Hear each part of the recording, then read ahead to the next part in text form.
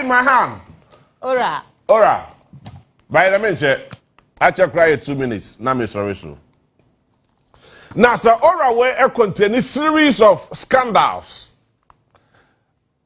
In the near future, you will see them happening here in Ghana. But the latest of it all is the National Service scandal. Yes, I am going to see that the National Service Secretariat. Baby, chrono ekosro. But how to manage chrono no ma chrono na aya kono. Nienya anyansafo ambabo chrono a uhu echire no. That is the most important thing. We have unintelligent thieves in our country called Ghana. It's about to be near Emma afema ko betoso mfie mienu betoso Emma say ye pemwechira kwankra na ebe de se behu. It's ye wa kromfo a they are just domestic thieves and robbers who claim to say they are so intelligent, but in reality you would realize that those people, those thieves, those criminals are employed in the sector. I am conphobia. Omwadwimu eha. Because we say krana. Abafo from Bana Sabana Sisa, Yachewo, Ebene, the National Service Scheme, scandals are across Ghana, how do say? Why is Awari trending? Nidine Grafune Mia. Gift Awari, why is she trending? Now, I assess me entry. Because I know, sir, assess me entry, former KMA boss, former Shanti Regional Minister, and I know your NSS boss.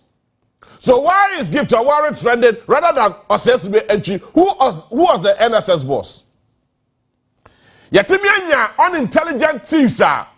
When you go to every single sector, they try as much as they can for their selfish interests. And the most selfish gains in tea. Omo ewiye sika and omo pekwe bi so e de bo ba ne krono na the money ye ne say krono me bobo no so kra nye krono a e mane ye akono ye bo krono ne basa. Then they will go and hide behind their churches, they will go and hide behind their pastors, they will go and hide behind whoever Albertia Kabiamo. Now Ogoko Jina, Nihinibiachi, I can say, oh, where dear Minana way dear. Minana way dear, Ebiana way dear brother so. Oh, me ba way dear. So a crofwa won't come her. Adabia who are more ewo abamu. Most of them. Your elders, I was sorry. Your deaconess, and the deacons, I was sorry. A beautiful crowd to a large extent, some of them are pastors in churches. So you ask yourself, why? Why? Because, or no, and the TV contributing ye, and the mass sorry no. Or no, and on the offering mu drew. Or no, and the academy above for the 10,000 cities, 20,000 cities, not Roma for Donebo. Go in, Bashana was sorry, not Oko yeah, a man for Sika. Gather for interest, Oko yeah, gather for Sika, not their cross sorry them at the Kwakoye show. It is so we 100,000 Ghana cities are, or cross sorry them one walk about 10,000 Ghana cities. No, I had to say, and only at the tides to say, and no, and they did share the boss of Sika. No, he said, Sika, we are. No, I hiding behind a church. We're hiding behind the pastor. No, I compare 2,000 cities. We know the money in it. None in it is up to the church. How? No, the way the check I said, me nana way dear, me ba way dear. Ye fa chrono is soon because I know dear or ye pa. So you ask yourself, say, or ye pa no means what? So because obi e ye pa, I said to say, Ghana ha, yes, so a crofo and ye giant nipa papa. Say the papa more chrono. You would say, as soon as the 3 more day to do. Okoye, ne search your day, Wamwabia. Okwa the chakra or mouse kabia. But the society has created a certain posture for itself. Emma, ye hardly a cromfo, more cromhan will say, ye walk cromfo basso, ye protect your cromfo, and ye so cromfo so. It's at the end of every time of a baby, you will see serious scandals every single sector. Scandals, every single sector. Here, Nadbo, ghost names, I started APP or Hodboa, and also serious scandal be Equaswa. You have no idea. Go to scholarship secretariats. Munko various institutions are, and ya bind there. Ye de akwa to ado say, munya bibi na mo for the interest of the ordinary Ghanaian. But in the end, you will realize say, abo bokro no na wia. Na wo ho chire wo wa. Then they go to their pastors, they go to their chiefs to worship them to make it look as if say, ono dia de who so because obane hene sempoa anateku diye. Ena edura sorry dem so a enam so oye eldanti ye go for there ono ne yese oye the financier of the church. Iti oye touch not my anointed. Iti if I was a cardiac was running go. Let me tell you one funny story. I don't have the permission of my father to say this, but I will say this on air. Me papa ko UK so kwa preach. I was sorry be modi. Na oduru ho no. Na o preach for salvation and kwaje ho SM. O preach kwaje ho sema na so for payin no be pray no ka chere Jesus papa. The kwaje ho sema wo kan dia asem baba o. No say adan obi ehia kwaje. Everybody needs to repent. Na ye hu twede nyakopon animonyam. And I said there be lady ya otu nyumi. Lady ya otu nyumi. Sabio ogina kwa ho ebo jantra bra. But also on your free mode pa. We can't afford to lose such a person in the church. Tio lady ya ogina kwa a otu nyumi. Ogina kwa ho the business oya dey say Sabio oye jantra ni nti ogina kwa ho a obo jantra bra. Na ono na eba no say asori yan contribute to asori na ono na ne ofri mu odru party asori ne bo ne ho ban specially. It's the same way. And ye Ghana for ye de suban tantan no e de yes adema way. It behind the church, behind the yahemfo. Na ye person ye gain public sympathy. No you say sika. Ye from Magana ni ye from Wagana ni na Ghana ni ho ehare no. Kwabra ni nipa ba ku say within 4 years, I am at the 2 million. No, Nasani Pakwana who said Tam. The Pakwana who said Tam within 4 years. Obeyan one who ye. Then the question keeps coming. How did he get here? How did she get here? Na enough so question the software chinti. What question the hine chinti? Oh, the papa ya that didn't koyo. Oh, the papa ya na ebie kwa de man no. Oh, the papa ya e na ebie insurance sema ye ka good sri e na ebie kwa de. Na kwa bra ne so hye no obo Ghana kro no. That is the irony. Na kwa bra ne e hye e na obo Ghana kro no. It's like a small sector, a small institution like the National Service Scheme and the National Service Authority. Na se bosome so na boys ni bosi kampo edu time ya edin se beba na the papa ko pe yetimi repeating the index number 226 times just to create that artificial system for people to loot and share the money they have at their disposal.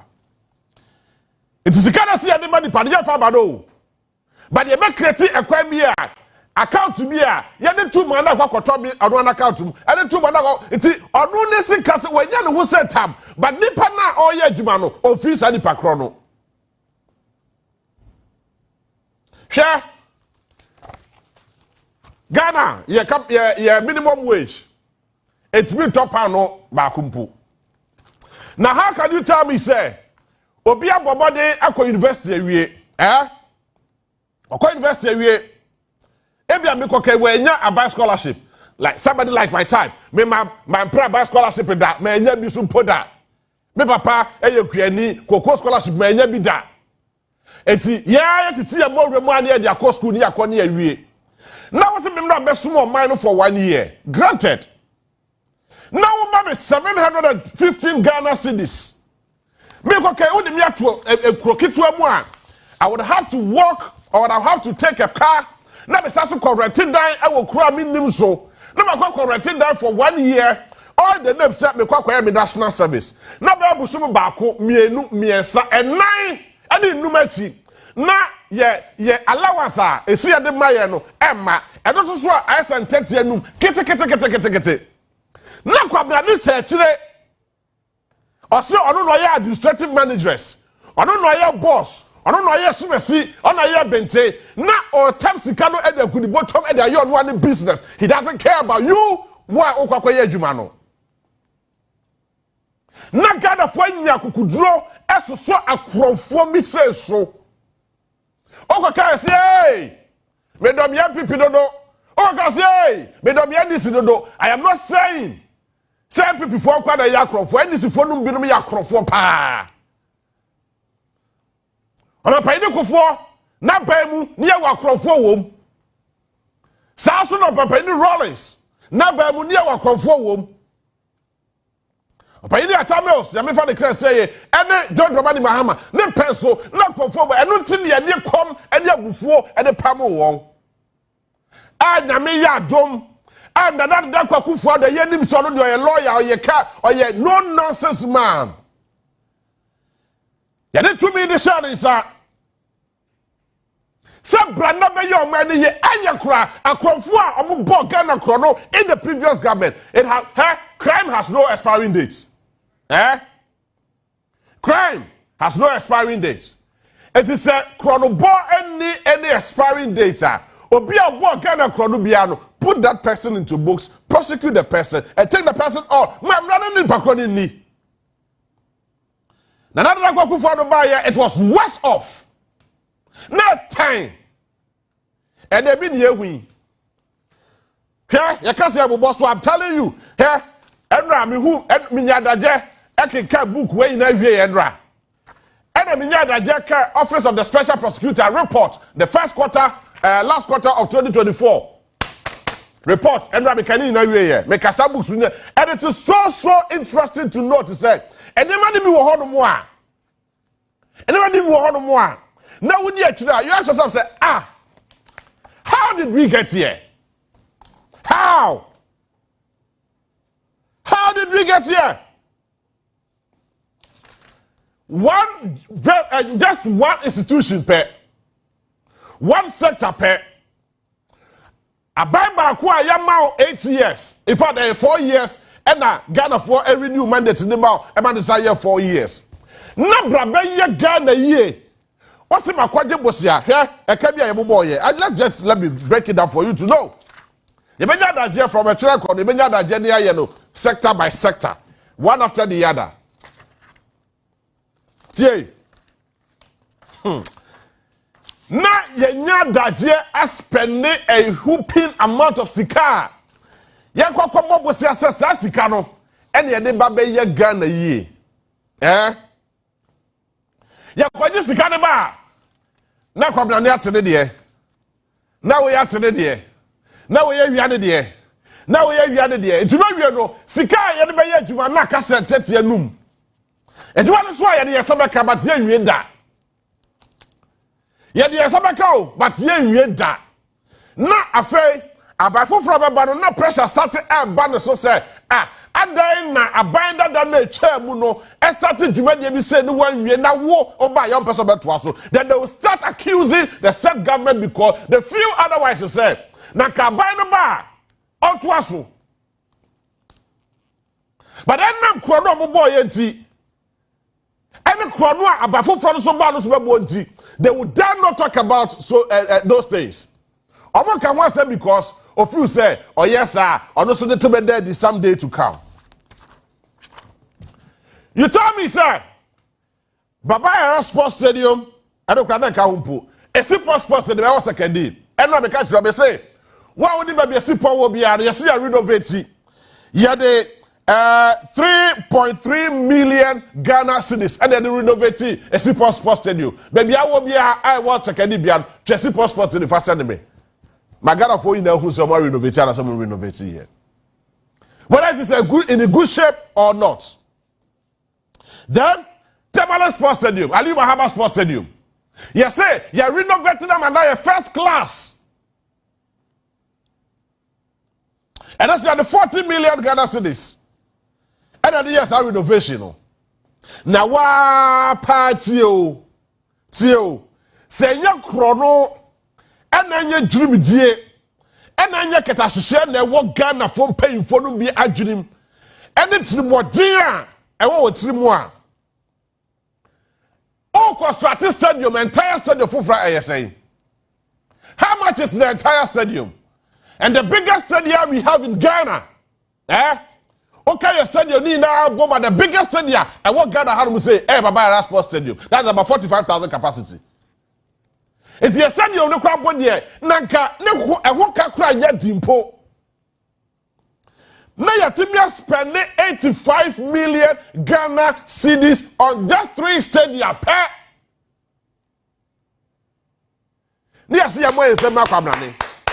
Your boy is somebody because why are there? Your boy is somebody because what Ghana chrono. Your boy is somebody because what did Ghana dream. It's Ghana Nina or Bra. Ghana Nina compared to man.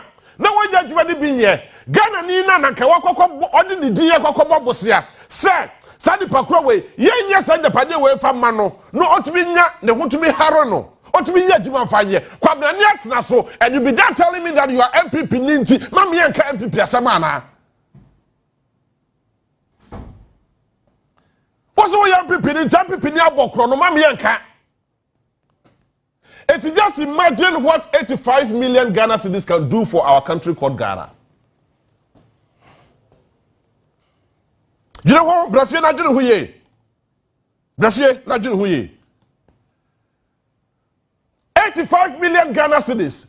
You know what 85 million Ghana cedis can do for your country, for our country called Ghana? Na jinu hu biam say. Sika about 4.5 million US dollars. National Service Secretariat for. Yes, sir. I'm going to go steps to acquire this as a way in 4.5 billion US dollars. Tio here, Tie, come down. Now, after you,